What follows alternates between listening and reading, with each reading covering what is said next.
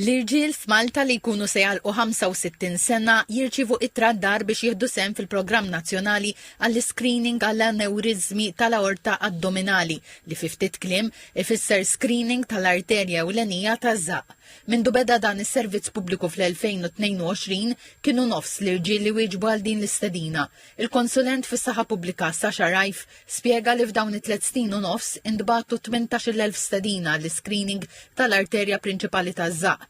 Minn dawn wieġbu kważi 9,000 li għamlu l-screening, 250 minn dawn l-irġiel ġew riferuti l-Isptar Mater Dei mhux biex isir l-intervent imma biex jiġu segwiti. Kienu 5 li saritilhom l-operazzjoni minħabba li l-arterja kienet minfuħa b'mod li kellha tittieħed azzjoni. Dan l-screening huwa importanti għaliex fl-irġiel, speċjalment dawk li għandhom 65 sena u l fuq, f'ċertu irġiel din tista' tintefaħ.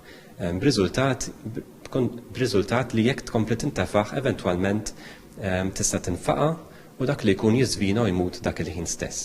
Fl-screening aħna naraw id-daqs tal-arterja kemmi biex naraw jekk humiex f'periklu li jiġri hekk.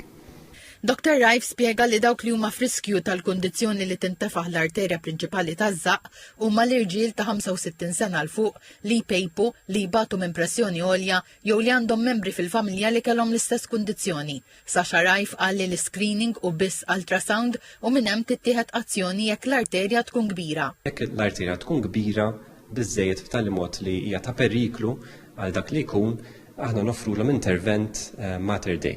Dan l-intervent jikkonsisti f'proċedura, f'operazzjoni, qasma żgħira taħt iż-żaq fejn dak il-ħin jagħmlu molla fl-arterja prinċipali.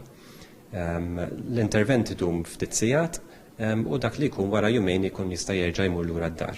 Dorjen Galja waħda mir-radjografi li tagħmel dan l-screening li jsir f'ċentru tas-saħħa fil-komunità l-Ħamrun u f'Għawdex f'Dar Padova. Ultrasound qasir ifokkat fuq din l-arterja prinċipali li qiegħda f'żaqna, huwa test safe, ma fihx raġġi, jiġifieri m'hemmx għalfejn jibżgħu biex jiġu, kull ma ħajamlu ħajimteddu fuq il-kawċ tagħna, jikxfu żaqhom u nagħmlu l-ultrasound, jiġifieri daqsxejn ġel. Xogħolna huwa li nkejlu il-kobor ta' din l-arterja prinċipali u r-riżultat nagħtuh dakinhar stess. Dorjen Galja qalet li jekk l-arterja tkun inqas minn 2.5 centimetri ma jkun hemm bżonn li jsir xejn. Jekk tkun ikbar il-pazjent jibqa' jiġi segwit minn Mater Dei u jekk l-arterja tkun ikbar minn 5.5 centimetri ikun hemm bżonn li jsir l-intervent.